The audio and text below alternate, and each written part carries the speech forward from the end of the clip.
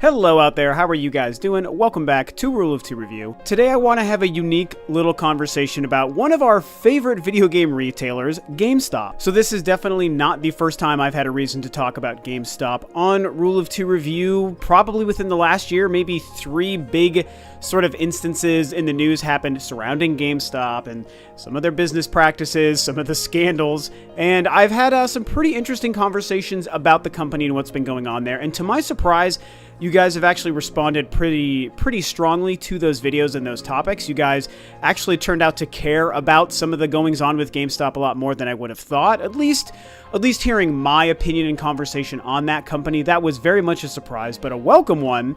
And so with this new piece of information, I decided to do this one more time and discuss some of my thoughts about what's happening with this really weird and confused company. So on all of my previous GameStop videos, I did tell the longer version of this story, so I'm going to give you the super fast version. I did work for GameStop many years ago for a couple of years, and honestly, I loved my time with the company. I worked there from early 2002 to mid 2005, so about 3.5 years. And if you take note of those years, you realize that was pretty much the entirety of the 6th generation, the GameCube, PS2, Xbox era. And like I said, I loved my time with the company, so my history with GameStop is actually incredibly positive. I had a fantastic couple of years working there. My life was great at the time. GameStop, I was like at the top of the world. I was a manager for the company, and I got great friends, even still to this day, through working there. It's great. I really loved my time with the company, and to be fair, it was a different time in GameStop as a company. It was a different time in the video game industry.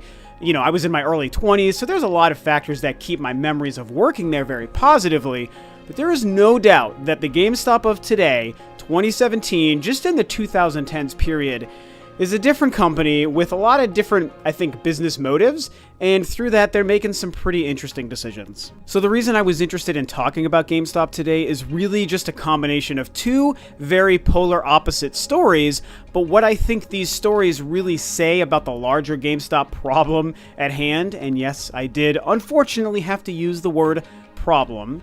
So we'll talk about the first thing, the most immediate thing, which is apparently GameStop has 100 NES Classics, yes, NES Classics, not Super NES Classics, not the upcoming console that is yet to release, but last year's NES Classic. They apparently have 100 of them that they are going to be giving out for free to various GameStop Power Up Pro members and customers of GameStop. Apparently there was an email that went out. This is all per a Nintendo Enthusiast article that I will link down below for you guys to check out that article. They were kind of the source that I found through this. Apparently they're sending out random emails to random Power Up Pro. I never remember what the name of it is. A Game Pro, Power Up Pro card, Game Informer subscription, whatever thing it is now. But you know, there's their gamer card.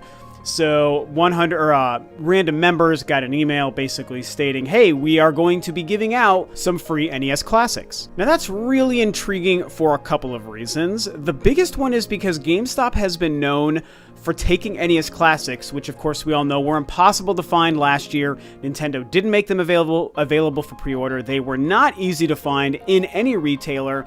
People were flipping them online for hundreds and thousands of dollars. It was a complete mess. And over this course of this last year, I actually learned this recently. GameStop has actually been bundling those with other really expensive, ludicrous items. Like I heard about like this, $150 Mega Man helmet that if you buy like for $200, you get this Mega Man helmet, and then you also get an NES Classic, which means they're getting crazy markup for selling some sort of garbage that people don't want, but that they can sell for a lot of money and entice people to buy the expensive package because they're getting an NES Classic with it as well. So it's another instance of GameStop holding a very high in demand product hostage in some other stupid bundle that people wouldn't otherwise want. It was very controversial. And now all of a sudden we're learning, oh, you've got 100 NES Classics that you're trying to give away for free.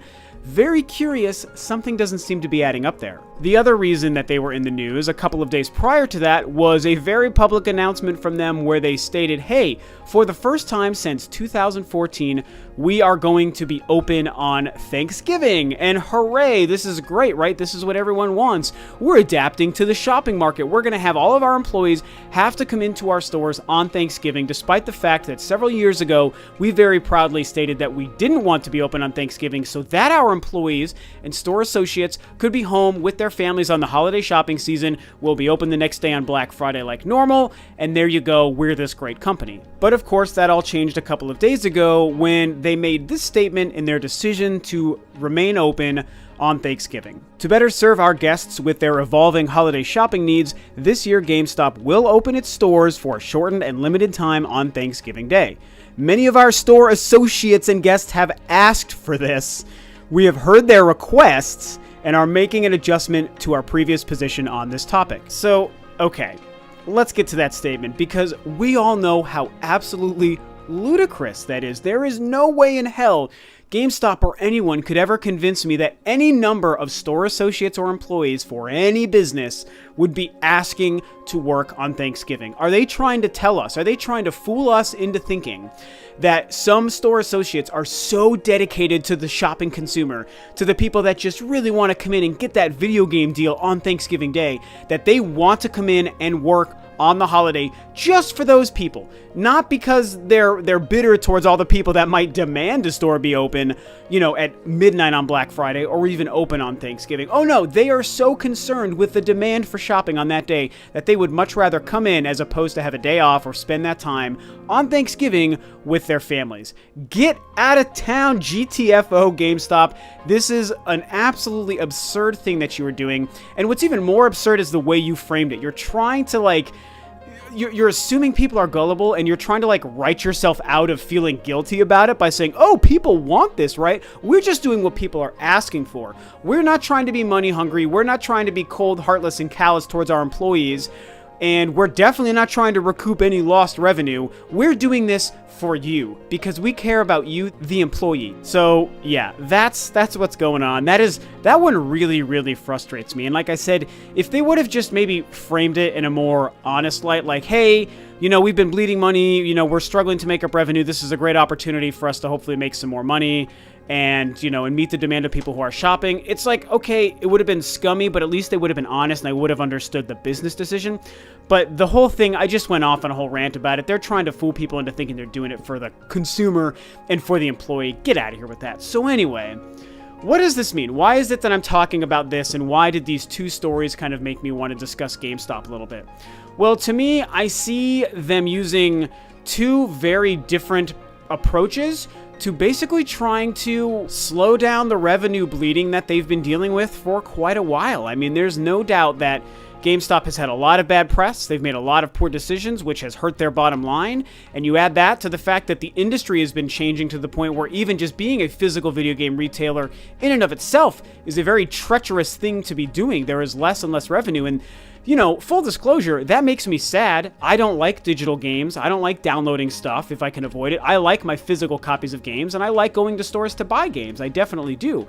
But GameStop has made piss poor attempts to try to work around the fact that they're losing money and to try to work around the fact that there are far better options out there for even buying physical games that GameStop has completely turned a blind eye to and has created this problem for themselves.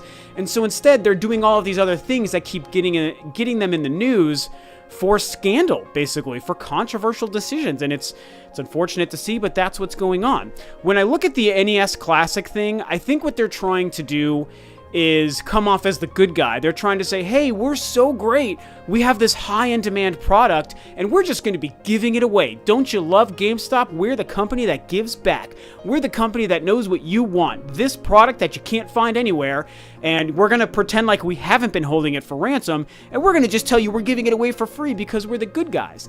And really what they're trying to do is, obviously, being seen as the good guys, they're trying to get more people to want to shop at GameStop and come into their stores because it's in their stores that they have these great products, and we're the company that gives away stuff for free, so come in and buy from our stores. Now, the other story, the Thanksgiving one, is the one that I've essentially already even touched on in my two rants about that story, is, they've been losing so much money for all the reasons I've already stated, that they're like, well, Thanksgiving is a day where everyone wants to shop and get crazy good deals, and why not add on to our Black Friday sales that we're going to get and just be open on Thanksgiving and probably pay a very minimal amount of staff, because I would think that they're still obligated by most state laws to pay holiday time, time and a half, or double time, or what have you.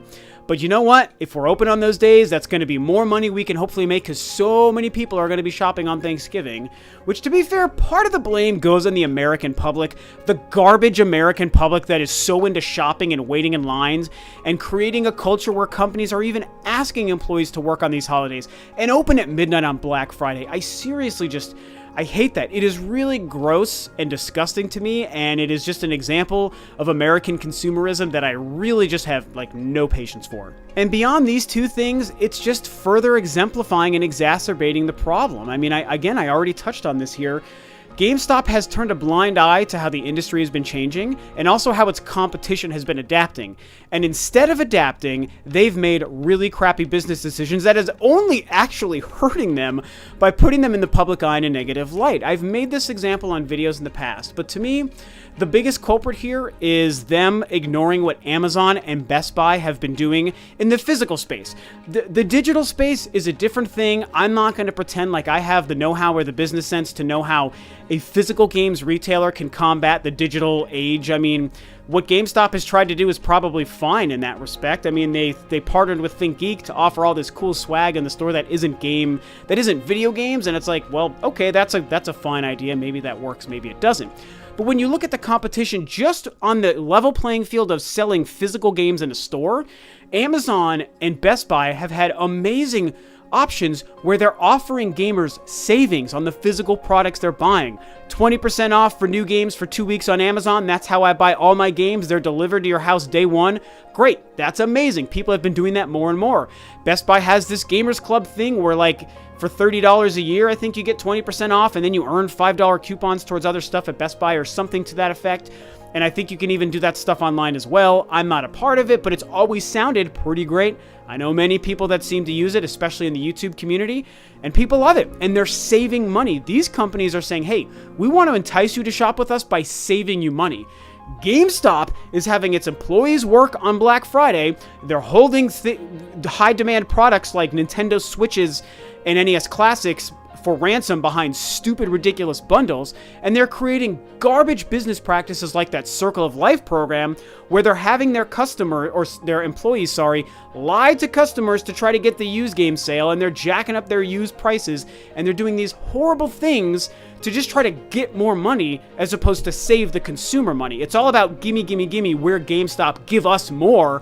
Whatever we do to you, the employee, or you, the customer, we don't care. Just give us more of the thing that we want, which is money, as opposed to what the other guys are doing, where it's like, well, let's entice with value. Let's entice with deals. Let's entice with savings and make it so everyone's winning. We're getting more business because we're saving money to the consumer, which makes them want to shop with us more.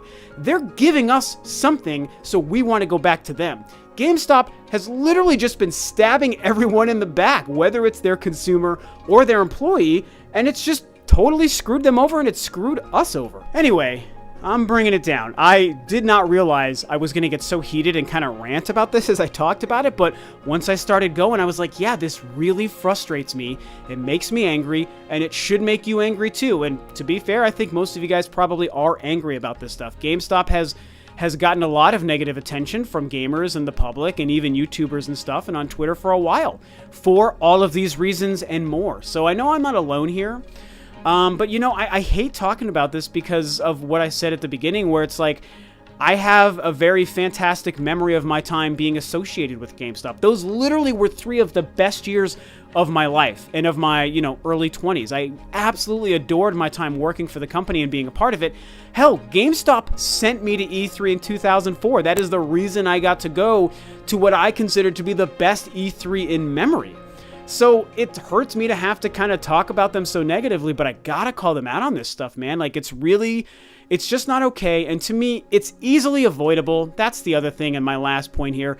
GameStop, if you just look at what's happening to the market around you and what your competition is doing, you have the ability to combat this stuff a little bit. It's not doing these shady things you've been doing. It's just give value to people, man. Show that you actually care about the consumer. Caring about the consumer would be giving deals and value on the games that we're buying and trading in.